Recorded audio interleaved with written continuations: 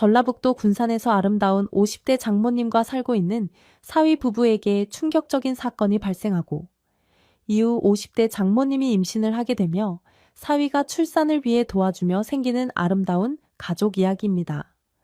영상 시청하시기 이전에 구독과 좋아요 부탁드리겠습니다.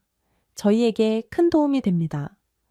전라북도 군산시 천년 고도의 역사와 풍류가 살아 숨쉬는 곳 유네스코 음식창에 도시답게 맛깔스러운 음식 향기가 도시 곳곳에 배어있고 고즈넉한 근대문화유산의 정취와 판소리 가락의 흥취가 어우러진 예향의 도시 바로 이곳 군산 근대역사 박물관이 지척인 선유동의 오래된 골목길 안쪽에 향담이라는 아담한 이름의 전통 차집을 겸한 한옥집 한 채가 자리하고 있었다. 그리고 그 집에는 남들이 듣기에는 조금은 기구할지 몰라도 서로에게는 세상 그 무엇과도 바꿀 수 없는 깊은 사랑과 신뢰로 맺어진 세 식구가 살고 있었다.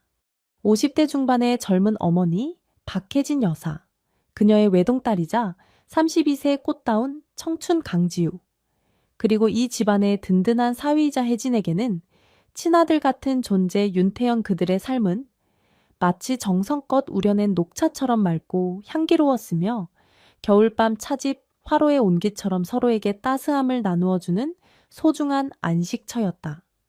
윤태연의 어린 시절은 남들처럼 평탄하지 못했다.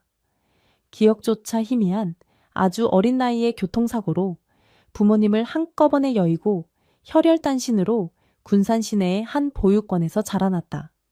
가족이라는 단어는 그에게 늘 가슴 시린 그리움이자 동시에 가질 수 없는 아픔이었다. 그는 자신의 슬픔이나 외로움을 겉으로 표현하는 법을 배우지 못했다. 그저 묵묵히 현실을 받아들이고 누구에게도 기대지 않은 채 홀로 세상의 풍파를 헤쳐나가는데 익숙해져 갔다. 차가운 시선과 보이지 않는 편견 속에서도 그는 결코 엇나가거나 주저앉지 않았다. 오히려 그는 그 모든 시련을 자신의 성장을 위한 자양분으로 삼아 더욱 단단하고 속 깊은 청년으로 자라나고 있었다 하지만 그의 얼어붙은 듯 보이는 마음 깊은 곳에는 누구보다 뜨거운 사랑에 대한 갈망과 따뜻한 가족에 대한 그리움이 용암처럼 들끓고 있었다. 언젠가는 자신에게도 진짜 가족이 생겨 평범한 저녁 식탁에 둘러앉아 오늘 하루 있었던 소소한 이야기들을 나누며 함께 웃고 울 수 있으리라는 간절한 꿈. 그 꿈 하나를 등대 삼아 그는 어두운 현실 속에서도 길을 잃지 않고 꿋꿋하게 나아갔다. 그의 성실함과 강한 의지는 마침내 빛을 발했다. 그는 군산의 한 대학교에 장학생으로 입학할 수 있었고 바로 그곳에서 그의 꽁꽁 얼어붙었던 마음에 따스한 봄바람처럼 불어와 그의 인생을 송두리째 변화시킨 운명의 여인 강지우를 만나게 되었다. 지우는 군산의 맑은 가을 하늘처럼 청명하고 한옥 처마의 고운 곡선처럼 단아한 아름다움을 지닌 여성이었다. 그녀의 밝고 긍정적인 기운은 주변 사람들까지 행복하게 만들었고 그녀의 따뜻하고 이해심 깊은 마음씨는 누구에게나 편안한 위안을 주었다. 그녀는 처음 태연을 만난 순간부터 그의 과묵함 속에 숨겨진 깊은 상처와 외로움, 그리고 그 안에 감춰진 누구보다 순수하고 강인한 영혼을 알아보았다. 그녀는 아무런 편견 없이 먼저 태연에게 다가가 말을 걸고 친구가 되어 주었으며 그의 닫힌 마음의 문을 인내심을 가지고 부드럽게 두드려 주었다. 태연은 생전 처음 느껴보는 순수하고 조건 없는 관심과 애정 앞에서 당황하면서도 서서히 자신의 둘레를 둘러싸고 있던 두꺼운 마음의 벽을 허물고 그녀에게 기대기 시작했다. 지유의 존재는 그의 황량하고 메마르기만 했던 삶에 처음으로 피어난 눈부시게 아름답고 향기로운 희망의 꽃이었다. 그들은 어린 시절 같은 동네에서 자랐지만 미처 알지 못했던 서로를 대학 캠퍼스에서 운명처럼 다시 만나게 된 것이었다. 마치 오랫동안 잃어버렸던 반쪽을 찾은 듯 그들의 사랑은 빠르게 깊어졌다. 지유의 어머니 박혜진 여사는 25세라는 이른 나이에 지유를 낳고 얼마 지나지 않아 남편을 병으로 먼저 떠나보낸 후 홀로 딸을 키우며 군산 근대역사지구에서 향담이라는 작은 전통 차집을 꿋꿋하게 운영해온 강단 있는 여성이었다. 그녀는 여전히 50대 중반이라는 나이가 믿기지 않을 만큼 곱고 젊은 외모를 간직하고 있었지만 그늘진 눈가에는 홀로 딸을 키우며 겪었을 모진 세월의 흔적이 희미하게 남아 있었다. 그녀는 딸이 처음으로 마음에 품고 데려온 고아 출신이라는 청년 태연을 만났을 때 그의 어려운 처지를 먼저 헤아리며 따뜻하게 품어주었다. 그녀 역시 젊은 나이에 남편을 잃고 홀로 살아왔기에 세상의 편견과 외로움 속에서 살아왔을 태연의 아픔을 누구보다 깊이 이해할 수 있었기 때문이다. 그녀는 태연에게 자네도 참 고생이 많았겠구먼. 이제부터는 나를 그냥 어머니라 부르게. 그리고 힘들거나 어려운 일 있으면 언제든 내게 기대도 좋네 하며 그의 등을 토닥여주고는 갓 지은 따끈한 밥에 정갈한 나물 반찬, 그리고 직접 담근 향긋한 유자차를 내어주며 그의 허기진 마음을 먼저 채워주었다. 그날 태연은 난생 처음으로 어머니가 차려주신 따뜻한 밥상 앞에서 가슴 벅찬 감동과 함께 뜨거운 눈물을 흘렸다. 혜진 여사는 태연에게 단순한 여자친구의 어머니가 아니었다. 그녀는 그가 평생을 그리워하고 꿈꿔왔던 어머니의 빈자리를 따스하게 채워주는 하늘이 맺어준 어머니였다. 태연 역시 그런 혜진 여사를 친어머니처럼 깍듯이 모시고 진심으로 따랐다. 그는 단 한 번도 그녀를 장모님이라는 서먹한 호칭 대신 늘 깊은 존경과 애정을 담아 어머니라고 불렀다. 혜진 여사 또한 말수는 적지만 행동 하나하나에서 진심과 책임감이 묻어나는 사위 태연을 친아들처럼 아끼고 의지했다. 태연은 대학 졸업 후 군산시의 한 청소년 지원센터에서 사회복지사로 일하며 자신처럼 어려운 환경의 청소년들에게 꿈과 용기를 심어주는 보람된 삶을 살고 있었고, 지우 역시 대학원에서 미술 치료를 공부하며 어머니의 차지위를 돕고 있었다. 그리고 마침내 두 사람은 양가 친척들과 가까운 친구들의 뜨거운 축복 속에서 군산 선유도 공원의 아름다운 은행 나무 아래 소박하지만 진심이 담긴 언약식을 올렸다. 결혼 후 태연은 당연하다는 듯이 어머니 혜진 여사를 모시고 함께 살기를 원했고, 혜진 여사 역시 아들 같은 사위 친딸 같은 며느리와 함께하는 삶을 세상 가장 큰 기쁨으로 여기며 흔쾌히 허락했다. 그들의 보금자리는 혜진 여사가 운영하는 차집 향담을 겸한 한옥집이었다. 선유도 공원과 근대 역사지구가 지척인 선유동의 고즈넉한 골목길에 자리한 그 집은 비록 크고 화려하지는 않았지만 세월의 멋과 사람의 온기가 느껴지는 정겨운 공간이었다. 차집으로 사용되는 앞마당에는 작은 연못과 함께 계절마다 다른 빛깔의 야생화들이 소담하게 피어 있었고, 안채로 이어지는 좁은 복대는 혜진 여사가 손수 만든 규방 공예품들이 아기자기하게 걸려 있었다. 집 안에서는 늘 혜진 여사가 직접 덮어 만든 향긋한 꽃차내음과 태연이 좋아하는 은은한 커피향, 그리고 지유의 맑고 청아한 웃음소리가 조화롭게 어우러져 더없이 평화롭고 따뜻한 분위기를 자아냈다. 주말이면 세 사람은 함께 근대 역사지구 골목길을 산책하며 돌담길의 정취를 만끽하거나 군산진포 해양공원을 따라 자전거를 타며 가을 바람을 즐겼다. 저녁이면 차집 마루에 둘러앉아 혜진 여사가 내어주는 따뜻한 차와 다식을 나누며 오늘 하루 서로에게 있었던 소소한 일들을 정겹게 이야기꽃을 피웠다. 태연은 이 평범하지만 더없이 소중한 일상 속에서 비로소 완전한 행복과 깊은 마음의 안식을 느끼고 있었다. 그는 더 이상 세상에 홀로 버려진 외로운 존재가 아니었다. 그의 곁에는 목숨처럼 아끼고 사랑하는 아내 지유와 하늘 아래 단 하나뿐인 존경하는 어머니 혜진 여사가 있었고, 그들이 함께 사랑으로 지은 가족이라는 이름의 견고하고 따뜻한 울타리가 그를 세상의 모든 시련과 외로움으로부터 안전하게 지켜주고 있었다. 그는 이 소중하고 눈부신 행복이 부디 영원히 지속되기를 매일 밤 차집, 창문 너머로 보이는 군산진포의 야경을 바라보며 간절히 기도하고 또 기도했다. 하지만 인생의 길목에는 언제나 예기치 못한 장애물이 숨어있는 법, 잔잔하던 그들의 행복에도 예고 없이 거센 비바람이 몰아쳐 모든 것을 뒤흔들어 놓을 준비를 하고 있었다. 32세 태연과 지유의 삶은 군산의 가을 하늘처럼 청명하고 희망으로 가득 차 있었다.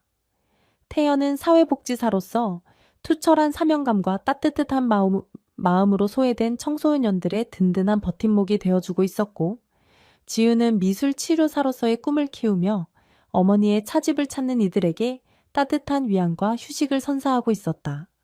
그들은 이제 곧 태어날 아기를 기다리며 더욱 풍요롭고 행복한 미래를 함께 그려나가고 있었다.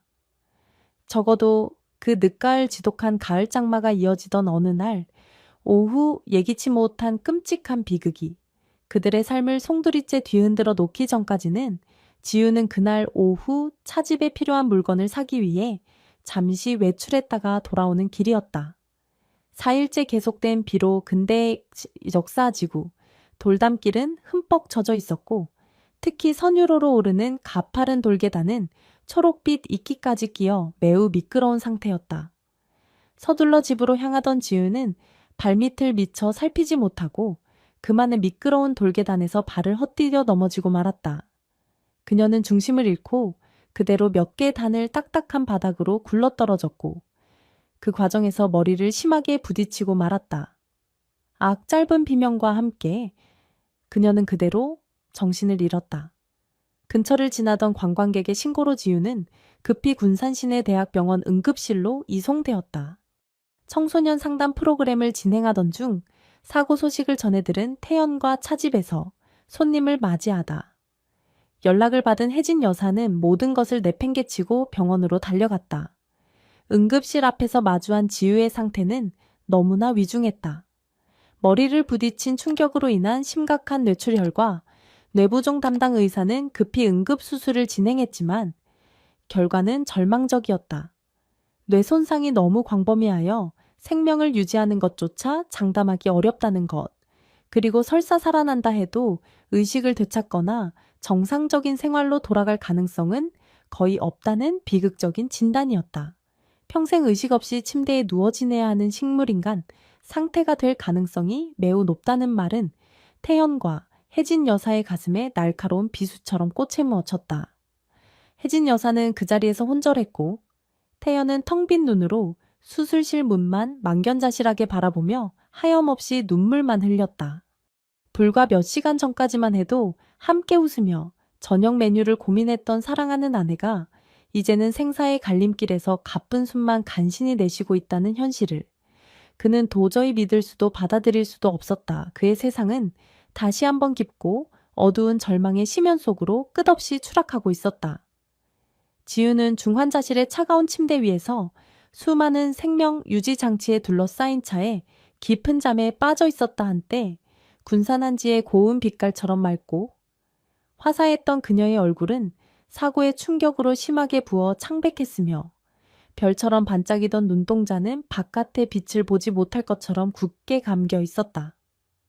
태연은 직장에 기약 없는 휴직계를 내고 병원 환자 보호자 대기실의 딱딱한 의자에서 쪽잠을 자며 밤낮으로 아내의 곁을 지켰다. 그는 매일 아침 아내의 생기 없는 몸을 따뜻한 물수건으로 정성껏 닦아주고 굳어가는 관절을 부드럽게 마사지해주며 혈액순환을 도왔다. 그리고는 그녀의 귀에 그녀가 평소 좋아했던 잔잔한 국악 가락을 들려주거나 예전에 함께 여행하며 찍었던 사진들을 보여주며 그때의 행복했던 순간들을 나지막이 속삭여 주었다. 지우 씨 기억나요? 우리 작년 봄에 근대 역사지구 돌담길 걸으면서 당신이 나에게 불러주었던 노래, 그 노래 다시 듣고 싶어요. 제발 눈 좀 떠서 다시 한번 나에게 그 노래를 불러줘요. 지우 씨 그의 목소리는 애절했고 그의 눈에는 마르지 않는 눈물이 고여 있었다. 혹시라도 그의 간절한 목소리가, 그의 애타는 사랑이 아내의 잠든 영혼, 깊숙한 곳까지 닿아 그녀를 다시 깨어나게 할 수 있지 않을까 하는 신기루 같은 희망을 그는 놓아버릴 수가 없었다. 그의 몸은 하루가 다르게 쇠약해져 갔고 마음은 깊은 슬픔과 절망으로 피폐해져 갔지만 그는 결코 아내의 손을 놓을 수도 그녀 곁을 떠날 수도 없었다. 혜진 여사 역시 딸의 곁을 지켰지만 하루하루 생명의 불씨가 꺼져가는 듯한 딸의 모습을 지켜보는 것은 그녀에게 감당하기 힘든 고통이었다. 그녀는 차집 운영을 잠시 접었고 병원 근처에 작은 방을 얻어 머물며 딸을 간호했다 하지만 그녀는 밤이 되면 홀로 방 안에 틀어박혀 소리 죽여 울었다. 25세 어린 나이에 남편을 먼저 보내고 오직 딸 하나만을 바라보며 억척같이 살아온 그녀였다.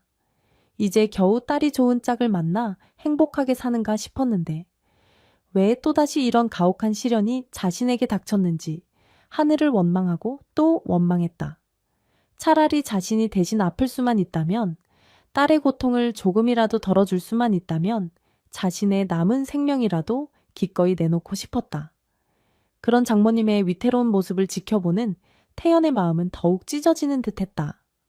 그는 자신의 슬픔과 고통은 잠시 접어두고 어머니처럼 여기는 장모님을 먼저 위로하고 붙잡아 주어야만 했다. 어머니 너무 마음 약해지시면 안 됩니다. 지유 씨 어머니 딸 아닙니까? 얼마나 강하고 씩씩한 사람인데요. 분명히 이겨낼 수 있을 거예요. 그리고 제가 있지 않습니까? 제가 어머니 곁에서 그리고 지유 씨 곁에서 끝까지 함께 버틸 테니 어머니는 저만 믿고 제발 기운 내십시오. 어머니까지 쓰러지시면 지유 씨는 정말 누가 의지하겠습니까? 그의 진심 어린 위로와 굳건하고 믿음직한 태도는 깊은 슬픔과 절망의 강물에 휩쓸려 가던 혜진 여사가 간신히 붙잡을 수 있는 유일한 희망의 밧줄이 되어 주었다. 그녀는 아무 말 없이 사위의 넓고 든든한 어깨에 기대어 흐느끼며 그의 존재 자체에 큰 위안과 의지를 얻고 있었다. 시간은 무심하게 흘러갔지만 지유의 상태는 호전될 기미를 보이지 않았다. 오히려 폐렴이나 욕창 같은 합병증이 끊임없이 그녀를 괴롭혔고 병원비는 그들이 감당할 수 없을 정도로 눈덩이처럼 불어나고 있었다. 태연과 혜진 여사가 가진 모든 것을 쏟아부었지만 역부족이었고 결국 집과 차집을 담보로 은행에서 큰 대출을 받아야 할 형편이었다. 바로 그때 지유의 고모이자 혜진 여사에게는 시누인 정곡이 걱정스러운 얼굴을 하고 병원을 찾아왔다. 그녀는 혜진 여사가 젊은 시절 남편과 사별했을 때부터 그녀를 탐탁지 않게 여겨왔고 조카 지유가 고아 출신인 태연과 결혼하는 것마저 못마땅해 했던 터였다. 그녀는 처음에는 혜진 여사와 조카를 위로하는 척했지만 이내 날카로운 본색을 드러냈다. 옳게 이게 다 팔자소관 아니겠어요? 그러게 내가 처음에 저 고아 놈이랑 결혼하는 거 반대했잖아요. 저놈 때문에 우리 지유가 젖골이 된 거라고요. 그리고 언제까지 저렇게 돈만 축내면서 병원에 붙어 있을 거예요. 저러다 집안 거덜 나면 어쩌려고 그래요. 내가 보니 지유는 가망 없어요. 차라리 이쯤에서 깨끗하게 인공호흡기 떼고 보내주는 게 옳게 한 태도. 그리고 우리 죽은 동생한테도 더 나은 길일지 몰라요. 그녀의 말은 사람의 탈을 쓴 악마의 속삭임처럼 잔인하고 악독했다. 태연은 온몸에 피가 거꾸로 솟는 듯한 격렬한 분노를 느꼈고 더 이상 참지 못하고 그녀에게 소리쳤다. 당신이 뭔데 그런 망발을 함부로 짓거리는 겁니까? 지유 씨는 아직 살아 있습니다. 그리고 저는 제 아내를 절대 포기하지 않을 겁니다. 다시는 우리 앞에 나타나지 마십시오. 그의 분노에 찬 외침의 시누이는 잠시 주춤했지만 어디 두고 보자. 는 악담을 퍼붓고는 돌아섰다. 가족이라는 이름이 때로는 얼마나 추악하고 이기적인 칼날이 되어 사람의 마음을 난도질할 수 있는지를 그는 다시 한번 뼈저리게 느끼고 있었다. 하지만 세상에는 얼음장처럼 차가운 바람만 부는 것은 아니었다. 태연의 딱하고 안타까운 사정을 알게 된 직장 동료들과 청소년 지원센터 아이들은 윤태연 선생님 돕기 모금 운동을 벌여 상당 금액의 성금을 모아 전달해 주었고 선생님 힘내세요. 저희가 선생님을 응원하고 기다리고 있어요. 라는 격려의 배의 메시지를 보내주었다.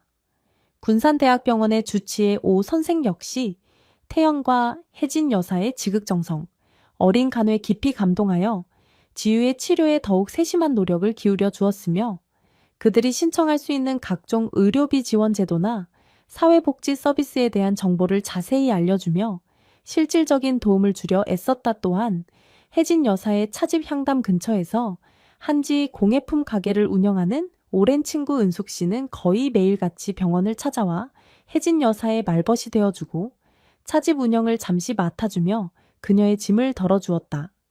그녀는 신우이의 만행에 분개하며 언니 저런 인간 같지도 않은 사람 말에 신경 쓰지 마. 언니랑 태연 씨 정성이 하늘에 닿으면 지유 틀림없이 일어날 거야. 내가 옆에서 꼭 힘이 되어줄게. 라며 따뜻한 우정과 굳건한 지지를 보내주었다. 그리고 태연에게는 또 다른 든든한 지원군이 나타났다. 그가 어릴 적 보육원에서 친형처럼 따랐던 민수 형이 수소문 끝에 연락을 해온 것이다. 민수 역시 보육원 출신으로 온갖 어려움을 겪고 자수성가하여 지금은 군산에서 작은 인테리어 가게를 운영하고 있었다. 그는 태연의 사정을 듣고 한 걸음에 달려와 그의 어깨를 두드리며 말했다. 태연아, 얼마나 힘들었냐. 혼자서 너무 애쓰지 마라. 이제 형이 왔다. 내가 비록 큰 힘은 못 대주겠지만 내 곁에서 내 이야기 들어주고 같이 울어줄 수는 있다. 그리고 우리 보육원 출신들 끈끈한 거 알지? 우리가 너 그냥 내버려 두지 않아.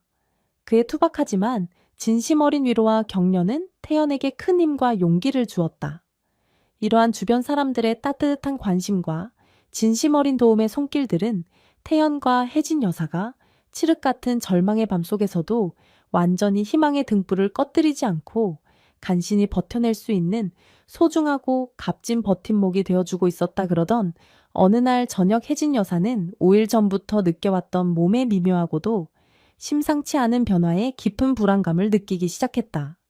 이미 오래전에 폐경이 찾아왔다고 생각했는데 불규칙하게 소량의 출혈이 있었고 평소에는 잘 먹던 음식 냄새에도 속이 울렁거리며 헛구역질이 났다. 그리고 무엇보다 자꾸만 새콤한 과일이나 음식이 당겼다. 설마 정말 설마 하는 마음으로 찾아간 동네 산부인과 의원, 그리고 그곳에서 그녀는 자신의 남은 인생을 또 한 번 완전히 뒤흔들어 놓을 만큼 충격적이고 믿을 수 없는 진단을 받게 되었다. 임신 50대 중반 예순을 바라보는 나이에 그것도 하나뿐인 딸이 생사를 오가며 병상에 누워있는 이 기막힌 시기에 찾아온 새 생명의 소식. 그것은 그녀에게 기쁨이나 축복이기보다는 마치 잔인한 운명의 장난처럼 감당하기 벅찬 또 다른 시련의 무게로 다가왔다. 그녀는 병원 문을 나서며 쏟아지는 굵은 눈물줄기를 감추지 못했다. 이 아이러니하고도 기막힌 운명을 과연 어떻게 받아들여야 할지, 그리고 이미 너무나 많은 짐을 지고 힘겹게 버티고 있는 착하고 가여운 사위 태연에게 이 사실을 또 어떻게 전해야 할지, 그녀의 마음은 갈피를 잡지 못하고 깊고 어두운 혼돈의 소용돌이 속으로 속절없이 빠져들고 있었다. 군산의 가을 밤하늘은 그날따라 유난히 낮고 무겁게 그녀의 어깨를 짓누르고 있었다. 혜진 여사는 6일 밤낮을 뜬 눈으로 지사하며 깊고 어두운 번민의 시간을 홀로 견뎌냈다. 자신의 뱃속에서 조용히 그러나 분명하게 자라나고 있는 새로운 생명의 기척은 분명 신비롭고 경이로운 경험이었지만 그녀를 둘러싼 현실의 장벽은 너무나 높고 견고하게 느껴졌다. 50대 중반이라는 이제는 할머니 소리를 들어도 어색하지 않을 나이에 아이를 건강하게 품고 낳을 수 있을까 하는 의학적인 두려움, 보수적인 가풍이 강한 군산이라는 지역 사회, 특히 근대 역사지구라는 좁은 공동체 안에서 받게 될 따가운 시선과 입방아에 대한 걱정, 그리고 무엇보다 이미 사랑하는 아내의 병환으로 몸과 마음이 쇠진할 대로 쇠진해 있는 착하디 착한 사위 태연에게 차마 감당하기 힘든 큰 짐과 고통을 안겨주는 것은 아닐까 하는 깊은 죄책감이 밤마다 악몽처럼 그녀를 짓눌렀다. 그녀는 차마 태연에게 이 사실을 입 밖에 낼 엄두조차 내지 못하고 혼자서 애끌내는 속을 하며 밤마다 눈물로 베개를 적셨다. 입맛은 완전히 잃어버렸고 잠을 제대로 이루지 못해 그녀의 얼굴은 나날이 헬쑥해져 갔으며 한때 굳세고 당당했던 눈빛은 깊은 시리와 불안으로 흐릿하게 흔들리고 있었다. 곁에서 매일같이 장모님을 지켜보던 태연이 그녀의 이런 급격한 변화를 눈치채지 못할 예가 없었다. 그는 장모님이 평소 좋아하던 군산 고추장, 삼겹살조차 입에 대지 못하고 밤이면 깊은 한숨과 함께 잠 못 이루고 뒤척이는 모습을 보며 필시 무슨 크나큰 걱정거리가 생겼음을 직감했다. 그는 어느 날 저녁 조심스럽게 장모님의 방문을 두드리고 그녀의 방으로 들어갔다. 그리고는 그녀의 옆에 조용히 앉아 세상에서 가장 부드럽고 염려 가득한 목소리로 물었다. 어머니, 혹시 무슨 안 좋은 일이라도 있으신 겁니까? 안색이 너무 안 좋아 보이십니다. 며칠째 식사도 제대로 못 하시고 잠도 못 주무시는 것 같아. 제가 다 걱정이 됩니다, 혹여. 제가 어머니 마음을 불편하게 해드린 일이 있다면 너그러이 용서해 주십시오. 아니면 또 시누이 되시는 분이 오셔서 무슨 힘든 말씀을 하셨습니까? 그의 목소리에는 장모님을 향한 진심 어린 걱정과 깊은 애정이 듬뿍 담겨 있었다. 혜진 여사는 처음에는 괜찮다며 그저 나이가 들어 기력이 쇠한 것일 뿐이라고 애써 둘러댔지만 자신을 바라보는 사위의 깊고 따뜻하며 흔들림 없는 눈빛 앞에서 결국 참고 참았던 눈물의 둑을 터뜨리고 말았다. 그녀는 어린아이처럼 흐느끼며 어렵게 그리고 너무나 미안한 목소리로 입을 열었다. 태연아 내 아들아, 내가 너에게 정말 무슨 면목으로 이 말을 해야 할지 모르겠다. 내가 이 못난 어미가 염치 없게도 이 나이에 아기를 가졌단다. 그녀의 목소리는 땅속으로 꺼져 들어갈 듯 작고 떨렸으며 고개는 죄지은 사람처럼 깊이 숙여져 차마 들지 못했다. 태연은 그 충격적인 고백을 듣는 순간 마치 시간이 멈춘 듯한 강렬한 충격과 함께 온몸이 차갑게 굳어버리는 것을 느꼈다. 어머니처럼 여기는 장모님의 임신, 그것은 그의 인생에서 단 한 번도 상상해 보거나 예상해 본 적 없는 너무나 뜻밖이고 비현실적인 사건이었다. 그는 잠시 아무런 말도 아무런 생각도 할 수 없었다. 멍하니 장모님의 동그랗게 떨고 있는 등을 바라보며 그는 깊은 혼란과 함께 형언할 수 없는 감정의 소용돌이에 휘말렸다 하지만 그의 마음속에서 처음의 충격과 당혹감은 이내 다른 종류의 강렬함을 하고도 뜨거운 감정으로 빠르게 변모해 갔다. 그것은 바로 자신을 친아들처럼 거두어주고 길러준 어머니에 대한 하늘 같은 연민과 어떤 시련과 역경 속에서도 가족을 끝까지 지켜내야 한다는 뼈속 깊이 새겨진 강철 같은 책임감. 그리고 이 기막히고도 아이러니한 운명의 장난 속에서도 어쩌면 새로운 생명의 희망을 발견할 수 있을지도 모른다는 복잡하고도 간절한 감정의 교차였다. 그는 조용히 일어나 눈물을 흘리는 장모님의 곁으로 다가가 그녀의 앙상하고 떨리는 어깨를 자신의 넓고 따뜻한 품으로 감리, 그리고 힘주어 감싸았다. 그리고 잠시 후 그는 떨고 있는 장모님의 손을 자신의 크고 투박하지만 세상 누구보다 믿음직한 두 손으로 굳게 잡고 세상 그 어떤 친아들보다 더 든든하고 확신에 찬 목소리로 말했다. 어머니 얼마나 마음이 힘드셨습니까? 이 무겁고도 놀라운 비밀을 혼자 가슴에 안고 얼마나 밤잠을 설치며 괴로워하셨습니까? 하지만 어머니, 제 눈을 똑바로 봐주십시오. 이것은 절대로 어머니께서 부끄러워하시거나 죄책감을 느끼실 일이 아닙니다.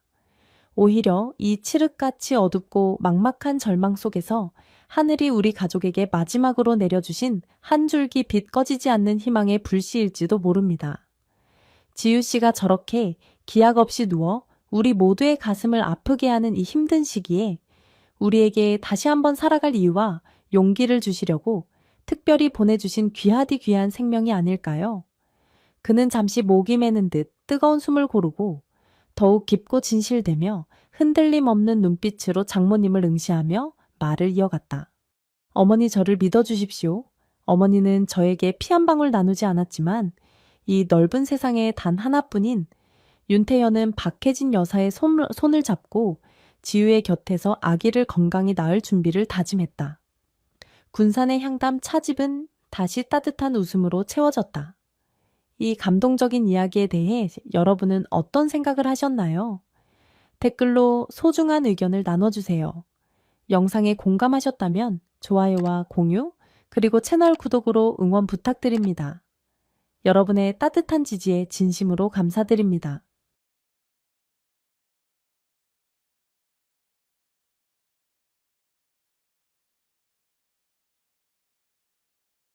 (30대) 한국인 청년이 사업을 위해 유럽의 그리스를 가게 되었고, 그곳에서 만난 (50대) 여성 자매를 알게 되고, 그녀들이 과부임을 알고 동시에 임신시켜주면서 사랑에 빠지는 독특하지만 가슴 뭉클한 이야기입니다.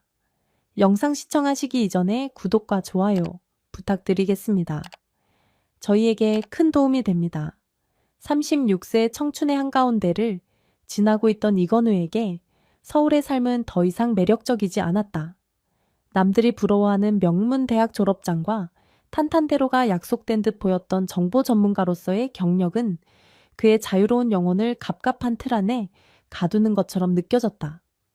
치열한 경쟁 속에서 앞만 보고 달려야 하는 일상과 성공에 대한 무거운 압박감 대신 그는 자신만의 속도로 삶의 의미를 찾고 세상과 진정으로 소통하는 길을 갈망했다. 그의 가슴 속에는 오래전부터 품어온 꿈이 있었다. 바로 자신의 기술적 재능과 인간적인 감수성을 결합하여 세상에 작지만 의미 있는 변화를 만들어내는 것이었다. 특히 그는 오랜 역사와 전통 속에서 고유한 삶의 방식을 지키며 살아가는 사람들의 이야기에 깊이 매료되었고, 그들의 가치를 현대적인 방식으로 세상에 알리는 일의 매력을 느꼈다. 그러하여 그는 그리스 문명의 발상지이자 때 묻지 않은 자연과 전통이 살아 숨쉬는 레스보스 섬의 작은 마을들에 주목했다. 그곳의 농부들이 태양과 바람의 축복 속에서 길러낸 최상급 올리브 오일 양봉가들이 야생화의 정수를 담아낸 향긋한 꿀장인들이 흙과 불로 빚어낸 소박하지만 아름다운 도자기, 그리고 여인들의 손끝에서 피어나는 정교한 직물들. 그는 이처럼 가치 있는 생산물들이 복잡한 유통 과정 속에서 죗값을 받지 못하고 잊혀가는 현실을 안타까워했다. 그의 목표는 명확했다. 자신의 정보 기술 지식을 활용하여 생산자와 소비자를 직접 연결하는 투명하고 공정한 온라인 플랫폼을 구축하는 것. 이를 통해 그리스 시골 마을에 숨겨진 보물들을 세상에 알리고 그 가치를 제대로 인정받게 하며 무엇보다 그 생산자들이 자부심을 갖고 지속 가능한 삶을 영위할 수 있도록 돕고 싶었다. 약간의 퇴직금과 모아둔 돈을 합친 창업 자금, 늘 배낭 속에 넣어 다니던 낡은 노트북, 그리고 막연하지만 강렬한 애계해, 푸른 낭만에 대한 동경심만을 가진 채 그는 무모하리만치 용감하게 그리스 행편도 비행기에 몸을 실었다. 그의 발길이 향한 곳은 번잡한 아테네너나 눈부신 산토리니가 아니었다. 그는 관광객의 시선이 아닌 삶의 일부로 그곳에 스며들고 싶었다. 그가 선택한 곳은 레스보스 섬 동부, 푸른 칼로니 마네품 안에 깊숙이 자리한 만을 의미하는 이름을 가진 작은 마을 칼로니였다. 지도에도 잘 표시되지 않는 그 외딴 마을에서 그는 자신의 꿈을 시험하고 진정한 그리스의 영혼을 만나기를 기대했다. 레스보스의 관문인 미틸레네 공항에 내려 낡은 버스를 타고 구불구불한 산길을 4시간이나 달렸을까. 마침내 그의 눈앞에 나타난 칼로니, 마을의 첫인상은 강렬했다. 자결하는 지중해의 태양 아래 하얀색과 파란색으로 칠해진 집들이 올리브 나무숲 사이사이로 보석처럼 박혀 있었고, 멀리 보이는 액에 해 푸른 물빛은 눈부시게 반짝였다. 시간마저 멈춘 듯 고요하고 평화로운 풍경이었지만 낯선 동양인 청년을 바라보는 마을 사람들의 꾸밈 없는 시선 속에는 쉬이 넘기 힘든 경계심과 뿌리 깊은 호기심이 함께 서려 있었다. 영어는 고사하고 기본적인 의사소통조차 쉽지 않은 깊은 산골 마을에서 그의 야심찬 사업 계획은 첫걸음부터 막막한 현실의 벽 앞에서 길을 잃은 듯했다. 그날 밤 마을 어귀의 허름한 숙소에 짐을 푼 건우는 창밖으로 쏟아지는 칼로니의 별들을 바라보며 설렘보다는 깊은 고독과 불안감에 휩싸여 뒤척였다. 낯선 땅에서 보낸 며칠은 건우에게 혹독한 시련의 시간이었다.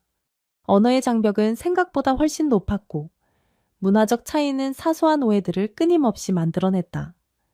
야심차게 준비했던 사업 계획은 현지 사정을 제대로 파악하지 못한 이상론에 불과하다 말은 냉정한 현실을 깨닫기 시작했고, 무엇보다 살을 내는 듯한 외로움과 고립감은 젊은 그의 의지를 갉아먹고 있었다. 이 모든 것을 포기하고 다시 한국으로 돌아가야 하나? 절망적인 생각이 그의 머릿속을 맴돌던 어느 날, 오후 그는 마지막 지푸라기라도 잡는 심정으로 마을 광장 한 구석 낡았지만 정성스럽게 가꿔진 작은 타베르나의 문을 두드렸다. 소망이라는 이름이 붙은 그곳은 마치 이름처럼 지친 나그네의 마음에 작은 위안과 용기를 불어넣어 주는 듯 따뜻하고 아늑한 분위기로 가득했다. 다른 나무 테이블 위에는 깨끗하게 세탁된 체크문의 식탁보가 깔려 있었고, 벽에는 오랜 세월의 흔적이 느껴지는 가족 사진들과 레스보스 섬의 풍경을 담은 그림들이 정겹게 걸려 있었다. 주방 쪽에서는 마늘과 오레가노 향이 섞인 맛있는 음식 냄새가 흘러나와 코끝을 간지럽혔다. 그곳의 안주인은 마리아라는 50세가 넘은 듯 보이는 여인이었다. 윤기 나는 까만 머리카락을 탐스럽게 따아 어깨 아래로 늘어뜨리고 깊고 그윽한 갈색 눈동자는 사람에 대한 따뜻한 관심과 연민이 담겨 있었다. 그녀는 5년 전 갑작스러운 사고로 남편을 잃고 어린 아들 디미트리스와 함께 이 타베르나를 꿋꿋하게 지켜오고 있다고 했다. 슬픔의 그늘이 언뜻 비치는 듯 했지만 그보다는 삶에 대한 건강한 의지와 긍정적인 에너지, 그리고 주변 사람들을 편안하게 만드는 부드러운 카리스마가 그녀를 더욱 빛나게 했다. 건우는 쭈뼛거리며 자리에 앉아 더듬거리는 그리스어와 영어 단어를 섞어가며 메뉴판을 가리켰다.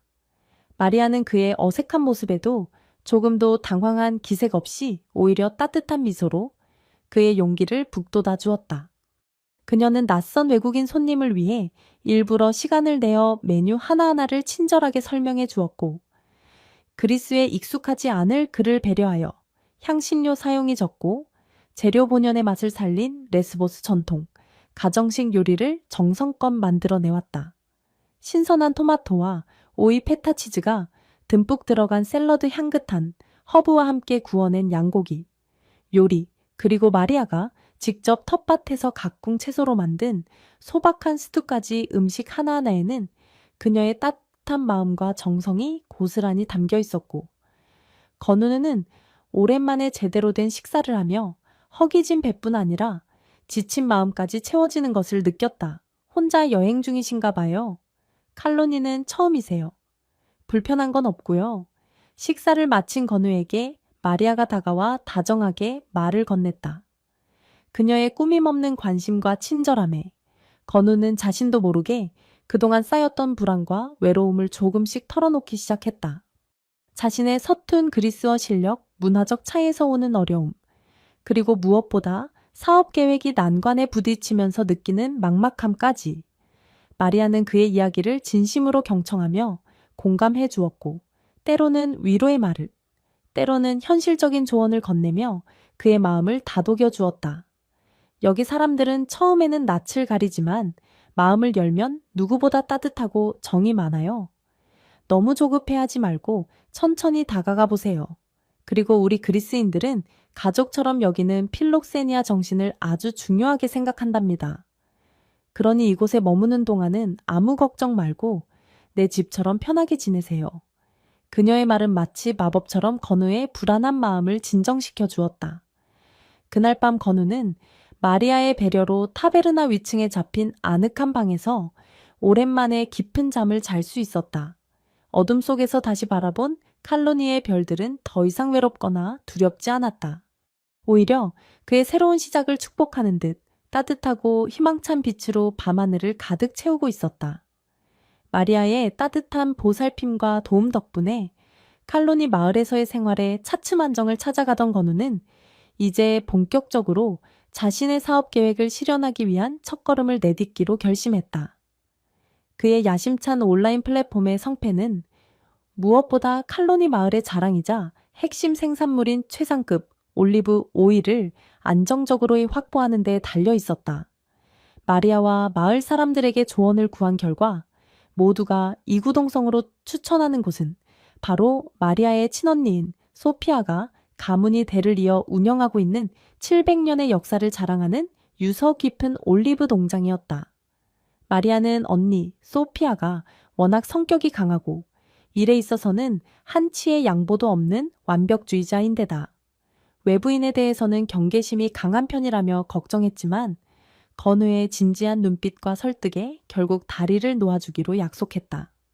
다음날 아침 건우는 마리아가 정성껏 싸준 도시락과 함께 약간의 긴장감과 설렘을 안고 소피아의 농장으로 향했다. 마을 외곽 언덕 위에 드넓게 펼쳐진 소피아의 농장은 그 규모와 아름다움에서부터 보는 이를 압도했다.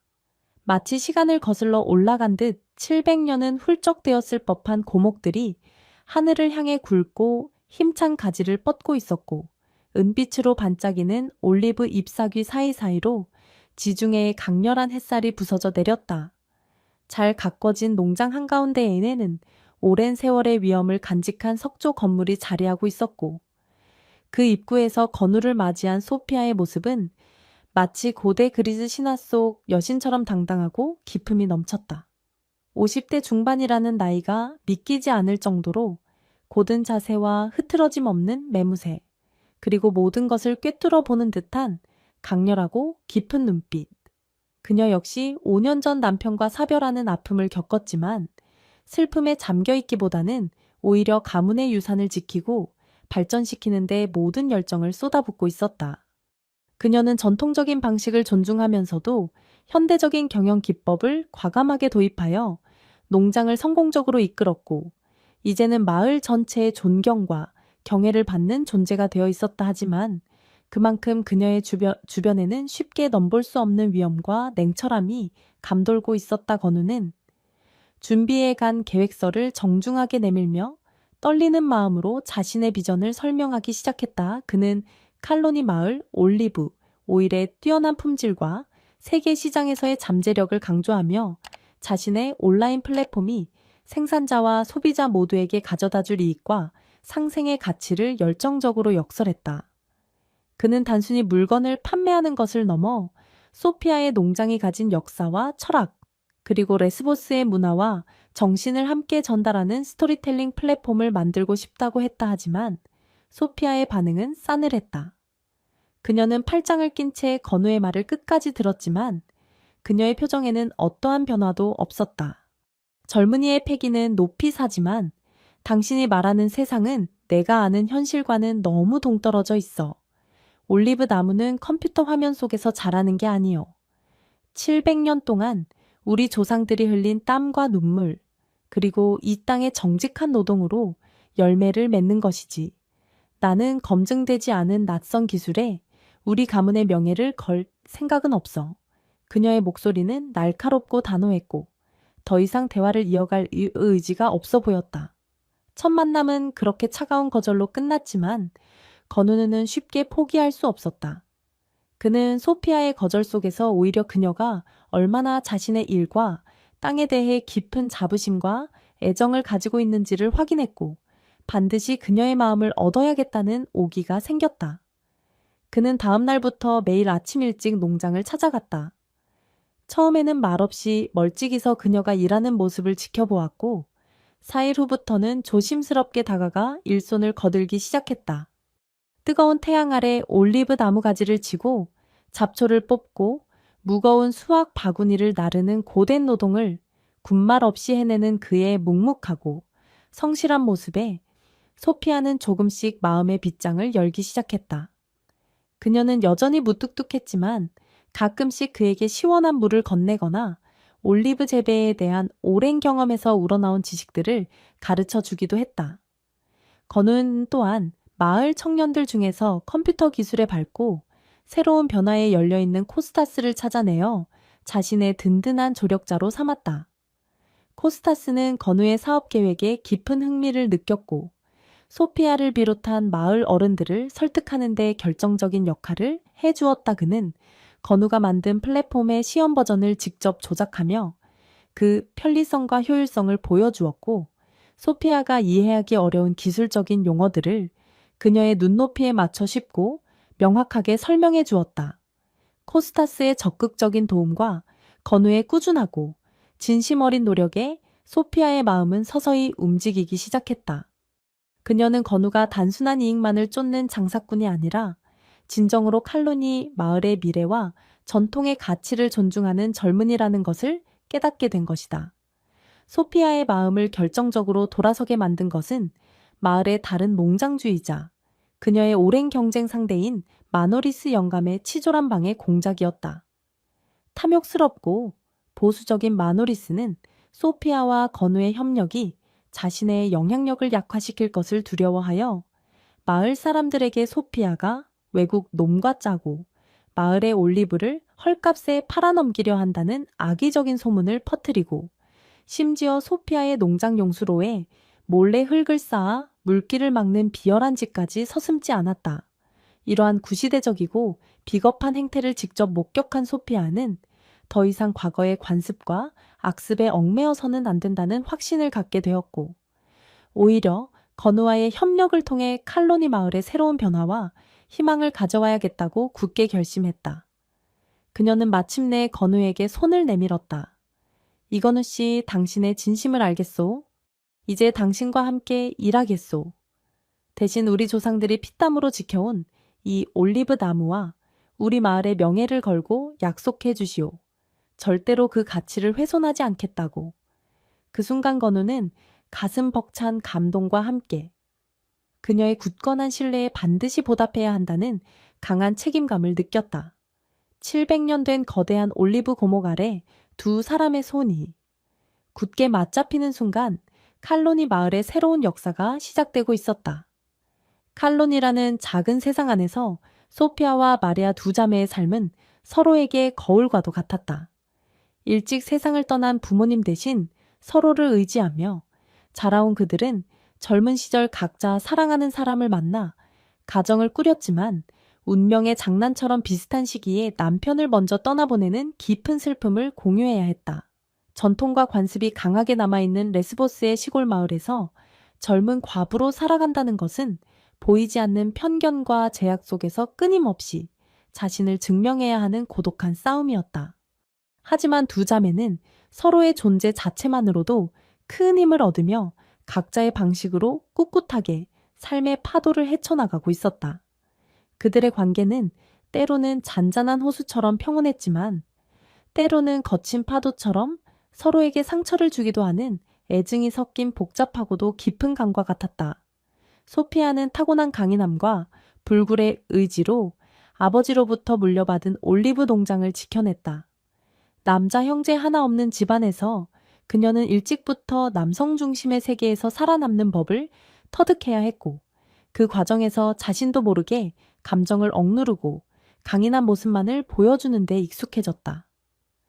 그녀는 동생 마리아와 조카 디미트리스에게 언제나 흔들림 없는 바위 같은 존재가 되어 주려 애썼지만 정작 자신의 내면에 깊이 자리한 외로움과 슬픔은 누구에게도 쉽게 털어놓지 못했다. 밤이 되면 홀로 농장 언덕에 올라 멀리 보이는 바다를 바라보며 먼저 떠난 남편을 그리워하는 것이 그녀가 자신에게 허락한 유일한 사치였다. 그녀는 동생 마리아의 여리고 감성적인 면을 때로는 답답하게 여기면서도 동시에 자신에게 없는 그 따뜻함과 부드러움을 부러워하고 있었다. 마리아는 언니와는 정반대로 따뜻하고 사교적인 성품을 지녔다. 그녀는 슬픔 속에서도 희망을 잃지 않고 작은 타베르나를 웃음과 온기가 넘치는 공간으로 가꾸며 마을 사람들의 사랑을 받았다. 그녀는 어린 아들 디미트리스에게 세상의 전부였고 아들을 위해서라면 어떤 어려움도 감내할 준비가 되어 있었다.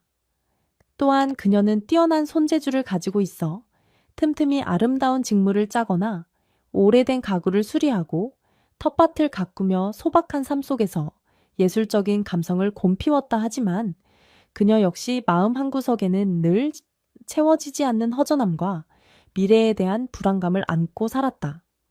특히 자신에게 늘 든든한 버팀목이 되어주는 언니, 소피아에게 경제적으로나 정신적으로 의지하고 있다는 사실이 때로는 그녀를 작아지게 만들었다.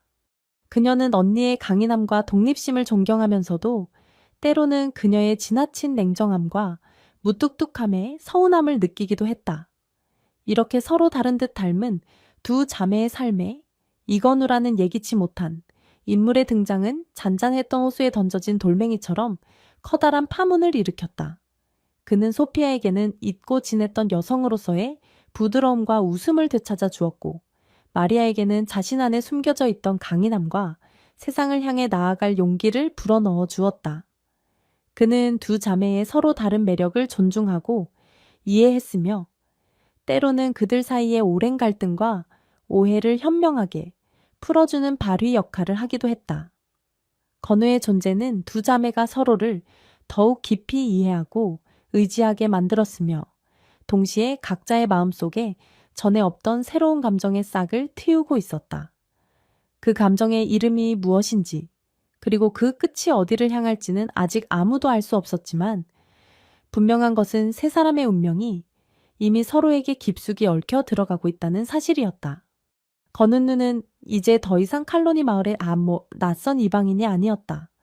그는 소피아의 농장에서 코스타스와 함께 플랫폼 개발과 운영에 박차를 가하며 사업가로서의 면모를 보여주는 동시에 마리아의 새 타베르나에서는 디미트리스와 스스럼 없이 장난을 치고 마을 사람들과 어울리며 소탈하고 인간적인 매력을 발산했다. 그의 하루는 두 자매와의 관계 속에서 자연스럽게 균형을 이루며 흘러갔다. 낮에는 소피아와 함께 올리브 오일의 품질 관리 기준을 논의하고 해외 바이어들과의 화상회의를 진행하며 치열하게 비즈니스의 세계를 헤쳐나갔다. 그는 소피아의 날카로운 통찰력과 결단력에 깊은 존경심을 표하면서도 동시에 그녀가 일외적인 부분에서는 의외로 허술하고 외로움을 많이 탄다는 사실을 발견하며 인간적인 연민과 보호 본능을 느꼈다 저녁이 되면 그는 어김없이 마리아의 타베르나를 찾았다. 그곳에서 그는 하루의 긴장과 피로를 풀고 마리아가 정성껏 차려주는 따뜻한 저녁 식사를 먹으며 위안을 얻었다. 그는 마리아의 변함없는 다정함과 긍정적인 에너지 속에서 마치 고향집에 온 듯한 편안함을 느꼈고, 그녀가 틈틈이 보여주는 아름다운 직물 작품이나 손수 만든 소품들 속에서 섬세한 예술적 영감을 얻기도 했다. 그는 또한 마리아가 어린아들 디미트리스를 얼마나 헌신적으로 사랑하고 지혜롭게 키워내는지 지켜보며 그녀의 모성카해와 생활력의 깊은 감탄과 존경심을 품게 되었다. 그는 자신도 모르는 사이에 두 자매 모두에게 단순한 사업 파트너나 친구를 넘어선 깊고 복잡한 감정을 키워나가고 있었다. 때로는 소피아의 강인함에 기대고 싶었고, 때로는 마리아의 따뜻함에 안기고 싶었다. 그의 마음은 두 개의 태양을 동시에 바라보는 행성처럼 두 여인 사이에서 갈피를 잡지 못하고 흔들리고 있었다. 두 자매 역시 건우를 향한 마음이 우정 이상으로 깊어지고 있음을 느끼며 혼란스러워했다. 소피아는 평생 처음으로 자신의 일과 삶에 대해 진심으로 이해하고 지지해주는 남자를 만났다는 생각에 설레면서도 18살 가까이 어린 그에게 이성적인 감정을 느끼는 자신이 주책스럽게 느껴져 애써 마음을 다잡으려 했다. 그녀는 건우가 자신의 동생 마리아와 스스럼 없이 어울리는 모습을 볼 때면 자신도 모르게 가슴 한구석이 서늘해지는 것을 느끼며 스스로에게 놀라곤 했다. 마리아는 건우의 밝고 건강한 에너지와 자신을 향한 순수한 존경심에 매료되어 오랫동안 닫혀있던 사랑의 감정이 다시 샘솟는 것을 느꼈다. 그녀는 건우와 함께 있을 때면 마치 다시 젊은 시절로 돌아간 듯 가슴이 뛰고 행복했지만, 동시에 자신보다 훨씬 능력 있고 카리스마 넘치는 언니 소피아와 그를 비교하며 스스로 작아지는 것을 느끼기도 했다. 그녀는 건우를 향한 자신의 마음이 언니에 대한 배신은 아닐까, 혹은 아들 디미트리스에게 상처를 주는 일은 아닐까 하는 죄책감에 시달리기도 했다. 어느 날 저녁 올리브 수확을 앞두고 일손이 부족하다는 소피아의 말에 마리아와 건우는 기꺼이 그녀의 농장 일을 돕기로 했다. 세 사람은 함께 탐스럽게 익은 올리브 열매를 따고 무거운 바구니를 나르며 구슬땀을 흘렸다 고된 노동이었지만 함께 땀 흘리고 서로를 도우며 웃고 이야기하는 동안 그들 사이의 어색함과 미묘한 긴장감은 눈 녹듯 사라지고 대신 따뜻하고 친밀한 유대감이 그 자리를 채웠다. 저녁 식사를 위해 마리아가 가져온 맛있는 음식을 나누어 먹고 소피아가 아껴두었던 오래된 와인을 함께 마시며 세 사람은 그 어느 때보다 솔직하고 깊은 대화를 나누었다. 서로의 눈을 바라보며 진심을 이야기하는 동안 그들은 자신들의 마음이 이미 하나의 강물처럼 서로에게 흘러들어가 돌이킬 수 없게 되었음을 깨달았다. 그 사랑의 형태가 세상의 기준으로는 어떻게 불릴지 알 수 없었지만 그 순간 그들에게 중요한 것은 오직 서로를 향한 진실한 마음뿐이었다. 밤하늘의 별들이 그들의 모습을 조용히 지켜보는 가운데 세 사람의 마음은 복잡하지만 아름다운 운명의 실타래처럼 얽혀 들어가고 있었다. 건우의 온라인 플랫폼이 예상보다 훨씬 큰 성공을 거두며 칼로니 마을에 전에 없던 활기를 불어넣자 이를 눈가시처럼 여기던 세력들의 방역 또한 본격화되었다. 특히 그리스의 농산물 유통기업인 올림포스 푸드 등은 자신들의 막대한 이익을 위협하는 건우의 플랫폼을 무너뜨리기 위해 수단과 방법을 가리지 않았다. 그들은 최고의 로펌을 고용하여 유럽연합의 복잡하고 까다로운 규정을 문제 삼아 플랫폼 운영 자체를 불법으로 몰아가려는 소송을 제기하는 한편 언론을 매수하여 건우와 소피아 마리아의 관계에 대한 악의적이고 선정적인 기사를 내보내며 그들의 명예를 실추시키려 했다. 한국에서 온 젊은 사기꾼이 돈 많은 과부자매를 유혹하여 재산을 가로채려 한다. 는 자극적인 헤드라인은 순식간에 그리스 전역으로 퍼져나갔고 그 파장은 상상 이상으로 거셌다. 동시에 마을 내부에서는 마노리스 영감을 중심으로 한 보수 세력의 방해가 극에 달했다.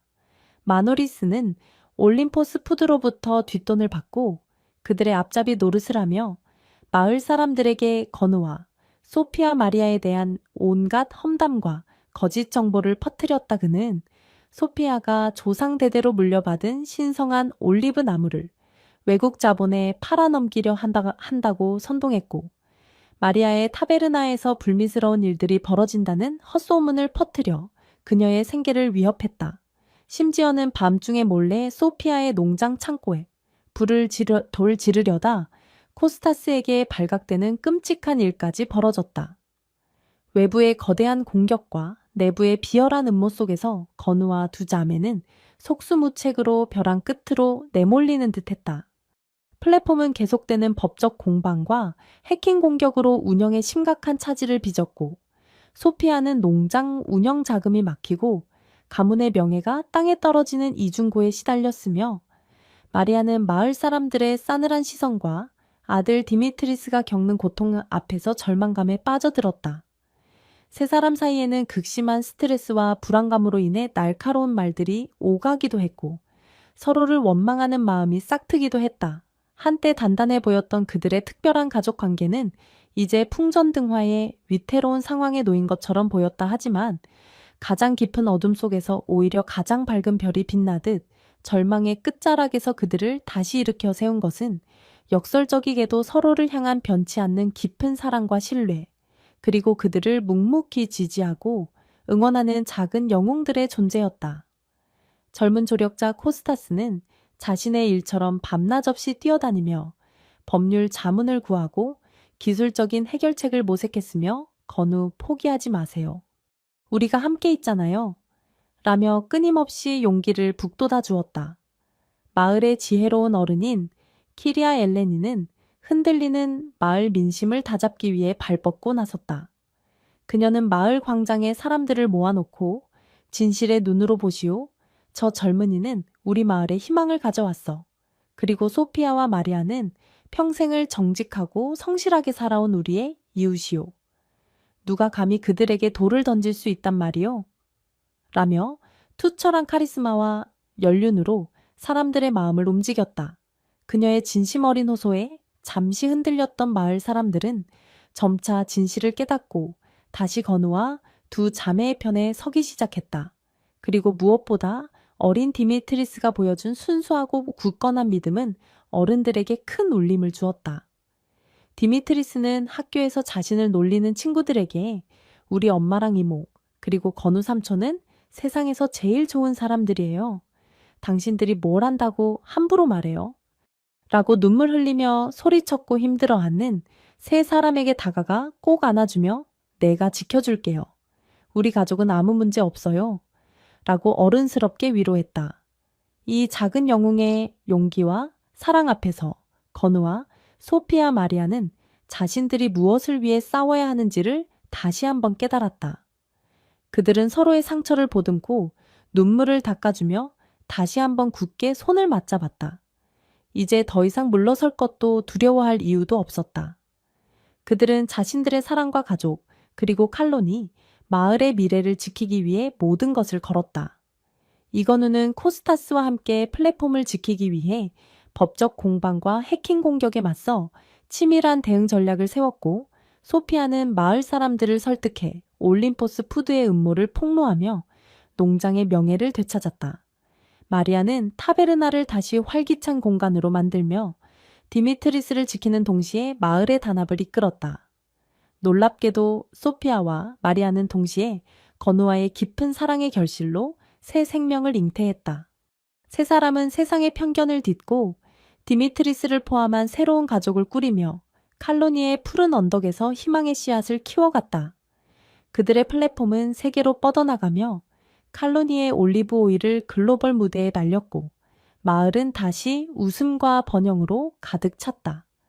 이 독특하고 가슴 따뜻한 사랑 이야기는 여러분께 어떤 감동을 주었나요? 댓글로 여러분의 생각을 들려주세요. 이 영상이 마음에 드셨다면 좋아요, 공유 그리고 채널 구독으로 저희를 응원해주세요. 여러분의 소중한 지지가 저희에게 큰 힘이 됩니다. 진심으로 감사드립니다.